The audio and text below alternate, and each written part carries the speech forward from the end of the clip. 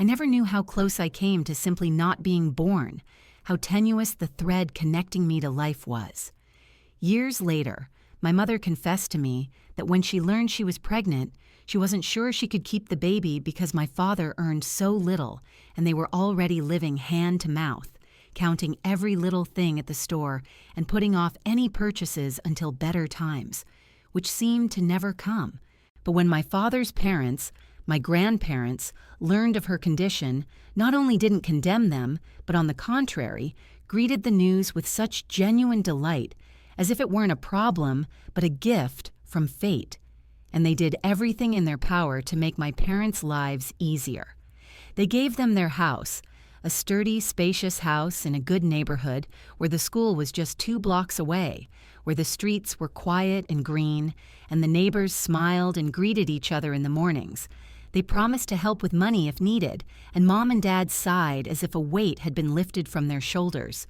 I was born in that house, and my first years were filled with a feeling of warmth and safety. My grandparents lived next door, always nearby, always ready to pick me up or comfort me if Mom was tired after work. They would take me home and read me long stories that made my eyes droop, though I still tried to listen to the end because their voices were the most soothing sounds in the world. They would take me to the park, push me on the swings, and secretly give me lollipops when Mom wasn't looking, and we would laugh as if it were a great secret shared only by the 3 of us. When I turned 5, I went to school, and they would pick me up every day. We'd go get ice cream or stop at the playground where I was running, while they sat nearby talking to each other and glancing at me. I remember that time as the brightest period in my life, when the world was simple and kind, but everything changed in an instant. I still see that night as clearly as if it happened yesterday. I should have been asleep long ago, but loud voices from the living room woke me. Mom and Dad were arguing, and it wasn't just harsh words. It was screams full of pain and anger. I didn't understand everything they were saying, but among their words, heavy blows to my heart broke through. Betrayal. How could you? And then the sound of the front door slamming made my throat tighten. I slipped to the window and saw Dad stagger out into the street with a bottle in his hand. And later, I learned it was whiskey. He got into the car, started the engine, and I watched him drive away, not knowing then that it would be the last time I saw him alive. Tires screeched, and the next morning 2 police officers came to our house. Their stern faces and quiet words are etched in my memory forever. Mom collapsed on the floor, unconscious, when she heard that Dad had died in the accident, that he had lost control of the car and swerved off the road. He hadn't survived. I didn't understand what was happening, and everything around me seemed clouded over. At the funeral, I held Mom's hand, which trembled in mine, looking at the closed casket and couldn't comprehend why Dad was lying there, why everyone was crying, and why that day seemed so cold and hopeless. My grandparents were there, holding me tightly, and I felt their tears falling on my hair. But after the funeral, everything began to change so quickly that I didn't have time to adjust. Mom suddenly came to her senses too quickly, as if someone had switched off her grief, and a few months later, a new man appeared in her life. Everything happened so quickly. First he came to visit, then he stayed, then they got married, and now Mom was telling me I was going to have a younger sister. "Katrine," she said, her eyes shining with new joy, but I didn't share her delight. I simply nodded, unsure how to react. I was hurt. Everything was changing too quickly, and I missed Dad so much, and also my grandparents, who had stopped coming to see us. I decided to ask Mom why they didn't visit me anymore, since we used to be so close. Her face hardened, and her voice was tinged with resentment. "They don't want anything to do with us anymore, Katrin." They turned away because I started a new family, but then her expression softened, and she added, "At least they left us the house and helped with your education. We should be grateful for that." I didn't fully understand, but I nodded because arguing with my mother was pointless. A few months later, my younger sister was born. I remember my mother saying she was premature, but even then, at my young age, I sensed something strange in her explanation, something unspoken that haunted me. I was too preoccupied with the sudden changes in my life to dwell on them, Everything was happening so quickly, as if someone had flipped a lever and the water had rushed into new channels. And I, a small boat, couldn't quite find my way to the surface or figure out where the current was taking me. My new stepfather, Frank, was working as a driver. My mother continued to toil as a saleswoman, and we were told that we weren't rich, but that we always had enough for the bare necessities, as if that simple phrase were enough to patch up the gaping holes that had opened around me since Dad's death. It was clear Frank didn't like me. He looked at me across the dining room table as if I were an unnecessary piece of furniture, and his jaw clenched every time I tried to get a word in edgewise. "Can't you shut that kid up?" he snapped at my mother one day. I tried to eat in silence, swallowing crumbs as if swallowing insults, while my mother, like a driven horse, hurriedly set his plate, saying to me softly and with a submissive voice, "Catherine, dear, let's not disturb you now. Go to your room. I'll bring you dinner later." Over time, these moments became more frequent and habitual. Frank became increasingly hot-tempered, and it seemed that everything in the house irritated him, especially me. He called me names when my mother wasn't around, and his face would contort with disgust when he allowed himself to hurl words like, "You're nothing but a parasite," a burden. And I would nod silently, holding back tears, because where else could you cry when your home had become an arena of other people's hostility? What could I do? I was a child whose right to a voice and a place at the table had been taken away. The contrast between the way Frank treated me and the way he treated my little sister was as harsh and sharp as a scalpel. With her, he was gentle and attentive, bouncing her on his lap, showering her with gifts, and speaking in such a sickeningly sweet voice that it turned my stomach with disgust. She began hiding me from sight, dragging me to my room whenever he came home, locking the door, and whispering, her eyes full of pleading guilt, "I'll bring you dinner later. Don't let him see it." I would sit in my room for hours, listening to the sounds of the happy family on the other side of the wall, laughter, conversation, the clink of cutlery on plates, and I felt as if another alien performance were taking place behind the glass, one I wasn't allowed into. I didn't understand why I had to eat alone in my room, why I was treated like an unwanted guest in my own home. As I grew older, the isolation intensified. I wasn't invited to family gatherings. I wasn't invited to Frank's friends and relatives' houses. I was left alone even when the house was full, and I was told to stay in my room and keep quiet because we don't want to upset Frank, my mother would say, her eyes so full of pleading longing that it only added to my shame and anger at the same time. I knew what he was like. I heard the crashes and bangs when something might upset him, and so I kept quiet. I wasn't underfoot. I became a ghost in my own home, a person who existed but was overlooked. The only times I felt anything resembling normalcy were the rare outings with my mother, grocery shopping, or medication pickups. We walked quickly. Everything was organized and practical, with no room for laughter or freedom. My mother constantly glanced at her watch, whispering, "We can't stay late. Frank will be back soon." And in her back, there was a constant worry that made me want to cry. Gradually, I withdrew more and more, became shy and silent at school, hardly spoke to anyone, and only in the privacy of my room, in the worlds my imagination created, did I find escape. I created stories, vast and vibrant, where I was the heroine, where love and understanding awaited me, where I didn't hide in corners and wasn't afraid to raise my head. When I turned 16, my life took an unexpected turn. I spent more and more time alone behind closed doors and gradually learned to use the internet, which became my window into other lives and my escape from reality. There, in posts and messages, in books and forums, I found voices that did not belittle me, and I began to slowly learn to live in a world where I was heard, even if I was still left in the shadows at home.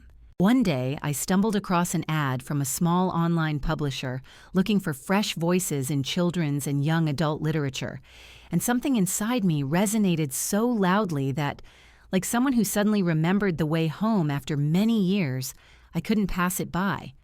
I submitted a few of my stories, and to my astonishing surprise, They loved them before I even realized it was possible.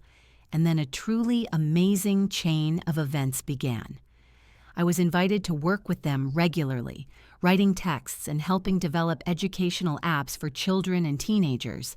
And for the first time in many years, I felt like I was doing something I could be truly proud of.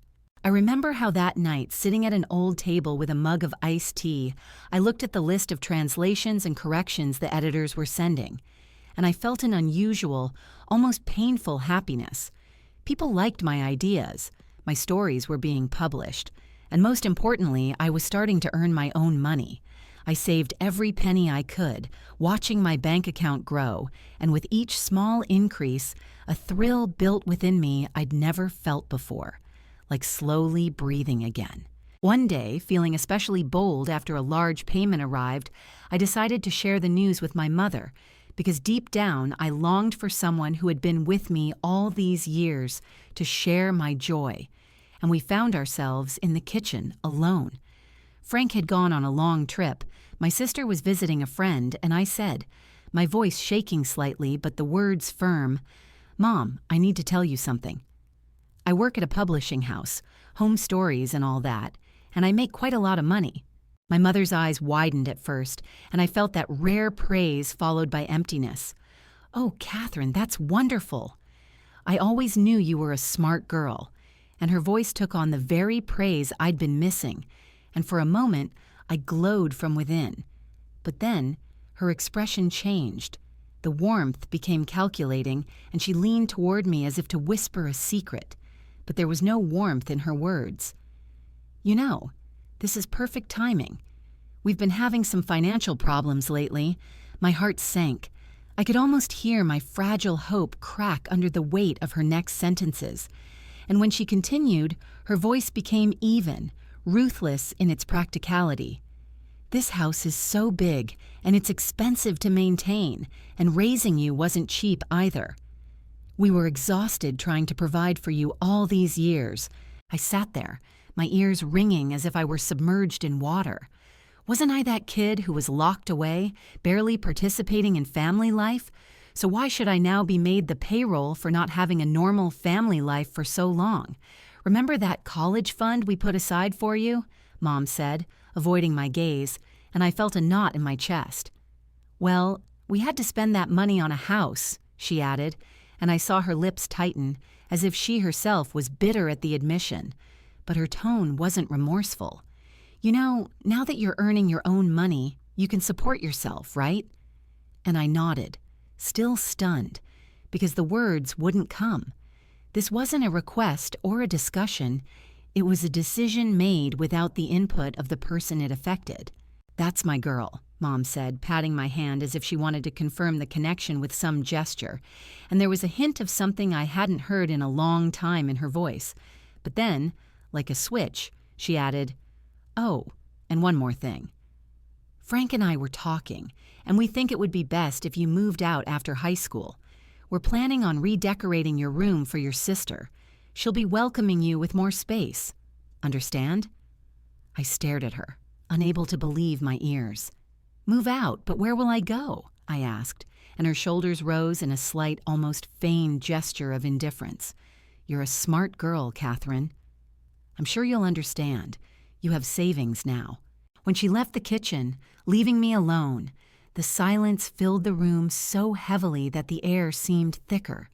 The full weight of her words crashed down on me with such force, as if someone had removed the last carpenter who had sustained my confidence in the future. I was expelled. The word rang in my head like a death sentence. The money I considered my ticket to college and a new life was gone, and my own mother didn't seem to care where I ended up. The months leading up to graduation were a jumble of anxiety and desperate planning. During the day, I threw myself into my studies, determined to somehow graduate from high school with dignity, to at least remain honest with myself and know that I still had a right to achieve my own things in this life. And at night, I worked tirelessly on my writing projects, trying to save every penny and hide from myself the nagging thought that no matter how much I counted and saved, it was still not enough. College tuition, living expenses, books, And that same unpredictable adulthood I only read about in stories on the internet combined weighed more than I had or could ever hope to earn over time. And this realization, like a heavy sea, slowly pushed me to the conclusion that my dreams of higher education were slipping through my fingers like sand. I tried my best to talk to my mother about this once. I hoped, against all hope, that she would change her mind, that she would see not just the numbers and expenses, but the daughter who had lived in the shadows for years and now, finally, a little bit, found her breath. "Mom," I began, swallowing unevenly, "I've looked at the cost of college and I don't think I can—" But she interrupted me before I could finish, her voice short and honed by years of survival. "Catherine, we've been through this before. You're on your own now. You'll figure it out." There was no pity in those words, only a cold conviction that her duty was done. Graduation day came and went. Instead of the pride I'd expected, I felt numb, as if someone had taken away my right to joy and left me with an empty pocket and a heavy heart. The next morning, Mom appeared in my doorway with a couple of cardboard boxes, her arms suddenly light, as if she were carrying a celebration, and she said, her voice sounding too cheerful for this morning, "Time to get ready, Catherine." And I looked at her, as if I didn't recognize her. "Your sister is so happy with her new room," she added, and I knew it wasn't a conversation, but a death sentence. I packed my life, or what was left of it, into those boxes, holding back tears the way people used to hiding their pain when too many eyes are around. Mom helped me carry them to the front door, and there, on the porch, my meager belongings lay at my feet, and she gave me a quick, awkward hug, whispering, "Good luck out there," and the door closed behind her, leaving those single words like an imprint on me. I stood in the doorway for a moment, stunned, and then, gathering myself, took a deep breath, picked up my boxes, and left the only home I'd ever known. With the little money I had, I'd managed to rent a tiny studio apartment in a rough part of town, where the sound of sirens often kept me awake at night. But it was mine, my little space, where I could finally close the door and not wait for permission to appear at the communal table. I decided to put college on hold for a year. I had no choice, and focused on work, trying to drown out the melancholy with activity. I reached out to my contacts at publishing, practically begging for more work. To my relief, they were more than happy to oblige. "We're impressed with your work, Catherine," my editor told me, then offered a new challenge. "Have you considered writing a few children's books for us?" And I seized the opportunity like a lifeline in stormy waters. I worked around the clock, churning out stories and composing illustrations, sometimes falling asleep over sketches, sometimes waking up in the middle of the night with a new plot. And even though the work was difficult and exhausting, I loved it because for the first time in my life, I felt like I had a purpose, that my creativity was important to someone. Living alone wasn't easy. I learned to budget, saving on everything: electricity, food, tea. I cooked simple meals with just a few ingredients and discovered that soup made from torn breadcrumbs and canned vegetables can be quite edible when it's the only option. I learned to navigate the public transportation system to get to the editorial office, and I even somehow made a few friends in the building where other young people like me lived, trying to survive on their own.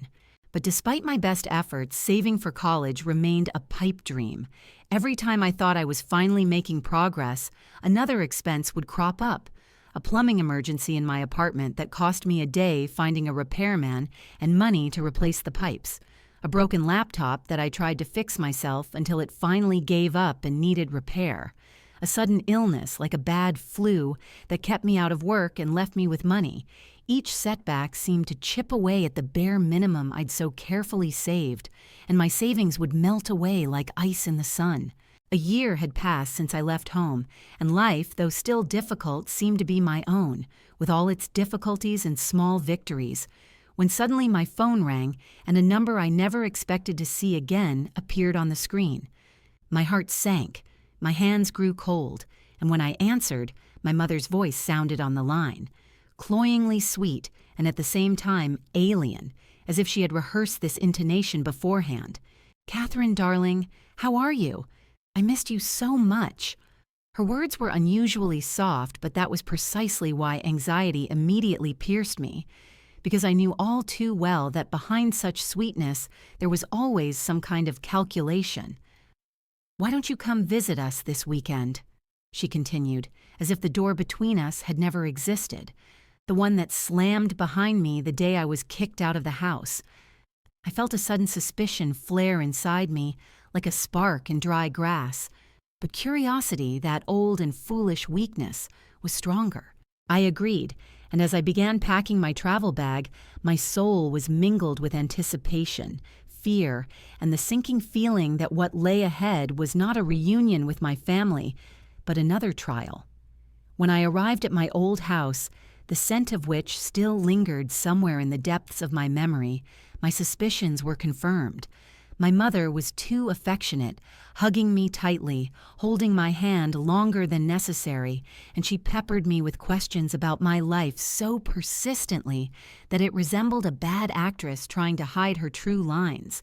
"Oh, Catherine," she exclaimed, "you must be tired from the trip. Why don't you sleep in your sister's room tonight? She can have the guest room." I nodded because I didn't have the strength to argue, and my sister, now a teenager, merely rolled her eyes in displeasure, but didn't make a scene. I lay down on her bed, listening through the walls to the familiar sounds of a home that had long since ceased to be mine, and fell asleep with a heavy heart. The next morning I was awakened by the familiar hum of voices downstairs. Curiosity overcame caution, and I dressed and headed to the kitchen. I froze in the doorway, as if the ground had dropped out from under my feet. Sitting at the table were two elderly people I hadn't seen in ages, but instantly recognized: my grandparents, my father's parents. A smile lit up my grandmother's face, her eyes lit up, and she extended her arms toward me. "Catherine." "Oh, look how you've grown." I stood there, unable to move, while they explained why they had come. "We'll be moving to a nursing home soon," Grandpa said, his voice hoarse and trembling with emotion. "But before we go, we wanted to make sure you're doing well, that you're thriving." "Yes," Grandma interjected, leaning toward me. "Tell us about your college, dear. Where are you going?" I opened my mouth, unsure what to say, because I didn't have a pretty story to tell them. But before I could utter a word, Mom interjected, "Oh, Catherine's doing wonderfully in school, isn't she, dear?" "Top of the class, as always." I stared at her, digging my nails into my palm to keep from screaming, unable to believe how this lie rolled off her lips so easily, as if rehearsed beforehand. Grandma and Grandpa looked pleased with her words, but their eyes still held questions. "That's wonderful," Grandma said, "but could we have a little chat with Catherine alone?" "We'd love to talk." Panic flashed across Mom's face, and she quickly interrupted. "Oh, I don't think that's necessary. Catherine is very busy, isn't she, dear? In fact, we should probably finish this conversation quickly." And then she changed the subject to other trivial matters, barely allowing me to get a word in edgewise, as if afraid I'd ruin her carefully constructed picture. As the visit drew to a close, I felt Grandma gently touch my hand and place it in something small and hard. I looked down and realized a business card hidden in her palm like a secret message. She squeezed my fingers with her trembling hands, and her gaze spoke louder than words. As soon as the door closed behind them, Mom changed immediately. Her smile faded, her eyes darkened, and her face took on that cold, indifferent expression I'd known all too well since childhood. "Well, that's it," she said, clearing the table as if the conversation and meeting had never happened. "You should probably go home, Catherine. I'm sure you have things to do." I stood rooted to the spot, feeling the business card burning a hole in my pocket, until my mother gently but firmly pushed me out the door. The warmth and affection that had momentarily seemed real melted away, giving way to the cold detachment I'd grown up with. When I returned to my tiny apartment and closed the door behind me, I took out the business card. My fingers trembled, as if my grandmother had slipped it not into paper, but into a key to something important. And I pressed it to my palm, trying to calm my heart, which was beating as if it knew everything was about to change. I dialed the number with trembling fingers, my heart pounding so hard in my chest that I barely heard the dial tone. And when I finally heard the familiar hello spoken in my grandmother's warm, soft, somehow eternal voice, I felt a lump in my throat. "Grandma, it's Katrin," I breathed, my voice barely above a whisper, as if I was afraid that if I spoke any louder, I'd disturb the fragile reality of this moment. We spoke only briefly. Her voice alternately rang with joy and then broke with worry, and before I could even process what was happening, we'd already agreed. They would come visit me tomorrow. I dictated my apartment address to them, and after hanging up, I sat in silence for a long time, unable to decide whether to be happy or afraid. It felt strange, as if two forces were warring within me, the delight of being connected to them again and the anxiety that it might all be too late or too fragile. I stood up and, as if electrified, rushed to clean my tiny studio. It had never been particularly cozy. Creaky floors, peeling paint on the windowsill, furniture pieced together from flea markets, but I decided I had to do everything I could to make them feel welcome. I scrubbed every surface until it sparkled, stacked books, hung clothes neatly, even found an old vase and placed fresh flowers in it, bought at a small shop around the corner. That night, sleep never came. I stood at the stove in the tiny kitchen preparing lunch for tomorrow, inhaling the smell of baking dough, deciding I had to bake their favorite cookies, the same snickerdoodles my grandmother once baked for me. I found the recipe online and tried to recreate the taste of childhood, as if by doing so I was bringing back some lost warmth. Morning arrived too quickly, and I was just taking the last batch of cookies out of the oven when there was a knock at the door. I took a deep breath, smoothed my shirt, and went to open the door. There they stood, my grandparents. We froze, looking at each other, the years of separation, all the unspoken words and stolen meetings hanging between us. My grandmother was the first to break down. She stepped forward and hugged me tightly. "Oh, Katrin," she whispered, her voice hoarse with emotion. "Look at you. You're all grown up now." I led them inside and watched their eyes widen when they saw my tiny apartment. Confusion flickered across their faces, and then my grandfather quietly asked, "Katrin, why do you live here? Your mother told us you stayed in that house." I opened my mouth to explain, but before I could utter a word, they began, and every word turned my world upside down. "We always wanted to be a part of your life," my grandmother said, her eyes shining with tears, "but your mother wouldn't let us. She pushed us away, closed the door in our faces, wouldn't let us see you." Then my grandfather sighed heavily and spoke of the night my father died. His voice trembled, but he didn't stop. "Your mother, she was unfaithful to him. She was already expecting a child, your sister, when your father learned the truth and decided to file for divorce. But before he could, there was an accident." I sat there stunned, feeling the ground shift beneath my feet, and they continued. "The house you grew up in, Katrin, the very house where they still live, that's your home. It was left to you in your father's will." I stared at them, disbelieving. "And we sent money every month for you, for your treatment and education," my grandmother added, holding out her hand as if to comfort me. "After you graduated, we increased the amount, thinking you were in college and needed more support." At that moment, the room spun, the walls seemed to close in.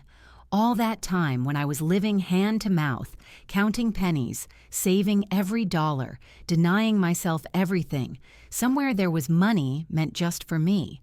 All that time when I thought I'd been kicked out of the house without a right to return, that house was in my name. "We wanted to make sure you were comfortable living there, that you were doing well," my grandfather added, and his voice sounded so sincere it made my chest ache. "That's why we came to see you yesterday, to look you in the eyes, to make sure you were okay." I sat motionless looking at them and felt a storm rising within me. Anger at my mother, who had stolen not only my childhood but my future. Betrayal at living a lie all these years, and a deep, aching sadness for the childhood I never had. "I don't understand," I choked out, the words catching in my throat. All this time there was money, there was a house, and everything was in my name. Grandma squeezed my hand so tightly that I felt a shudder run through my body, and her eyes, full of anxiety and determination, stared straight into mine, as if she were trying to peer into the very depths of my heart. "Tell us everything, Catherine," she said quietly but insistently. "We need to know what really happened." And in that moment, something inside me snapped. I stopped holding everything inside and let the words flow like a torrent held back for too many years. I told them everything, starting with my lonely childhood, spent locked in a room where I felt less like a child than a shadow, a dirty secret to be ashamed of, and how every day was filled with my mother's cold silence and Frank's malicious taunts. I told them how he always saw me as a nuisance, as an extra burden, and never did anything to make me feel safe. I explained how they had taken away my hopes for an education, taking away the money I'd been promised for college, and how one day, like they'd thrown away something they didn't need, they'd thrown me out the door, leaving behind only a few boxes of my belongings and a bitter feeling of worthlessness. I confessed that I'd worked nonstop, taking any odd jobs, and that my dreams for the future had been dashed again and again until I'd ended up in this tiny apartment, where the only bright spot was my attempts to write children's books, the very ones that gave me the illusion that I could give children what I'd never had myself. And perhaps the hardest thing was admitting that I'd never known about the money they'd been sending me all this time, the help they'd been sending, believing I was studying, building my life, while I sat there, breaking down, trying to survive, thinking I was completely alone. As I spoke, I watched my grandparents' faces change, first shock, then pain, and then fury, such righteous anger that it took my breath away. My grandfather's face flushed, his lips pressed into a thin line, and his hands trembled with tension until they clenched into fists. "This is unacceptable," he growled, his voice echoing throughout my small room. "What your mother did is not only betrayal, it's theft. It's an insult." He leaned toward me and said so firmly that I believed him immediately, "We will make it right, Catherine. I promise you." My grandmother nodded, and in her eyes I saw an iron resolve that reminded me they were always stronger than I could have imagined. They stood as one, and that very day they began to act. They found one of the best lawyers in town, and over the next few weeks I watched, mesmerized, as they fought for me with tireless tenacity. The trial was brutal. Every minute in the courtroom seemed like an eternity. Mom and Frank tried to paint me as a rebellious and ungrateful child who had run away, but their words crumbled like a house of cards under the weight of irrefutable evidence. Bank statements clearly revealed years of misuse of funds, and neighbor after neighbor confirmed my isolation, recalling how rarely they saw me outside, how my windows were always tightly shut. In the end, justice prevailed, and the day the judge handed down the ruling is forever etched in my memory. Mom and Frank were evicted from the house that was rightfully mine, and all the unpaid child support that had accumulated over the years was ordered to be paid in full. As we left the courthouse, I felt two emotions colliding inside me: the sweet vindication that the truth had finally been revealed, and the heavy sadness that with this decision, the family as I knew it, however unhappy, had finally disappeared. But from the ruins of the old, I found a new family, a real one. My grandparents were determined to make up for lost time. They helped me move into my own house, and the very word mine still felt surreal to me for a long time. They gave me money for college, sat with me for hours, discussing colleges with me, weighing my options, supporting me as if I were their little girl again.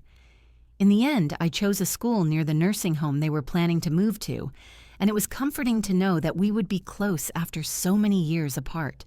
For a while, everything seemed perfect. I visited my grandparents often, soaking up their love, their care, listening to their words of wisdom. We played board games, laughed at old movies, and sat for hours talking about everything under the sun. They told me stories about my father, filling in the gaps in my own history, bringing his image to life in my imagination, and each time I felt a piece of my soul heal. But life is always cruel. It gives with one hand and takes away with the other. And just when I was beginning to adjust to a new reality, enjoying the love and presence of my grandparents in my life, tragedy struck. My grandfather was the first to go. A sudden heart attack took him quickly and without warning, leaving my grandmother and I stunned. She didn't last long, only 2 months. The doctor said it was natural, but deep down I knew the truth. My grandmother simply couldn't live without him anymore. Her heart gave out not from illness but from longing. I was left alone, and the silence that surrounded me after their departure was so deafening that at times I felt like I would suffocate. The grief was unbearable because I'd only just found them, only just begun to feel the warmth of their care, only just allowed myself to believe I did have a family after all, and now they were gone. Every day I woke up with a heaviness in my chest, and every night I fell asleep feeling as if a whole piece had been ripped out of my soul. I tried to hold on, tried to hide behind my studies, burying myself in books, lectures, and assignments because thinking was the only escape from the pain. But no pages could fill the emptiness. Every holiday, be it Christmas or Thanksgiving, became a trial for me. I'd smile and laugh at the table with friends, but inside I felt a fresh wound from not being able to share this moment with those who were no longer there. Every milestone, a new exam, a good grade, a victory, brought not joy, but a quiet melancholy, because their voices, so full of pride, would never be heard again. As the years passed, life gradually found a rhythm I'd never even dared to imagine possible. I graduated from college with honors, and that moment proved to myself that I could be strong, no matter what. I managed to land a job at a prestigious publishing house, the same one that had given me my first chance as a teenager, writing my first children's books. Thanks to an inheritance from my grandparents, I was able to buy my own apartment near work, a small but cozy place that, for the first time in my life, truly belonged to me. My financial situation gradually strengthened, and for the first time, I felt the stability I'd dreamed of for so many years. I rented out my grandparents' house and even my childhood home, turning them into a source of steady income. For the first time in my life, I could afford not to fear the future. I could make plans, and most importantly, I could breathe deeply without feeling like I was floating on air. I was truly happy. I had friends with whom I shared joy and sorrow. I had a fulfilling career where my efforts were appreciated. And finally, I had that sense of peace that had once seemed an unattainable dream. But I knew. Life has a way of throwing surprises when you least expect them. That Sunday afternoon, as I sat reading on the couch, the phone rang. The number wasn't saved, but as soon as I saw it on the screen, my heart sank. I immediately recognized who it belonged to. I picked it up with a mixture of curiosity and fear, and in that same second I heard a voice, cloyingly sweet, full of false tenderness, a voice that once knew how to hurt. "Catherine," my mother drawled, and her tone rang with that same false affection I remembered all too well. "Darling, how are you?" Before I could open my mouth, she spoke quickly, almost breathlessly, launching into a sob story. My sister was pregnant, her husband had left her, and they, Mom, Frank, and my sister, were all crammed together in a tiny rented apartment with nowhere to go. I listened to her voice alternate between pleading and crying, her voice rising and falling, her voice playing with emotions, and it all sounded so familiar, so similar to what I'd heard as a child when she could manipulate any word. "Please, Catherine," she begged, "your childhood home. It's yours now, isn't it? We could stay there, just for a little while, until we get back on our feet. We're family. Help us." And in that moment, memories came flooding back. Lonely nights behind closed doors, years of indifference and ridicule, The day I was kicked out, left with a couple of boxes and no chance. I was silent for a long time, and then finally spoke. Family? My voice was firm, and I surprised myself with its strength. Where was this family when you locked me in a room like I was a dirty secret? Where was this family when you kicked me out, leaving me with nothing? Catherine, that's all in the past, she tried to object, but I interrupted. No, Mom. It's not in the past. It's still here because every time you reach out, you want something from me. Always something. I heard her thrashing about, searching for the right words to recapture my affections, but I was no longer that frightened, beaten-down girl. Do you want my advice, Mom? I said calmly but coldly. Sort it out yourself. Solve your problems yourself. Isn't that what you told me when you kicked me out? She sobbed and tried to say something, but I already knew I wouldn't let her back into my life. Good luck, I added, echoing her own words to me all those years ago. You'll need it. I hung up without waiting for an answer, my hand shaking as I blocked her number. But along with the shaking, I felt a weight lift from my shoulders that I'd carried my whole life.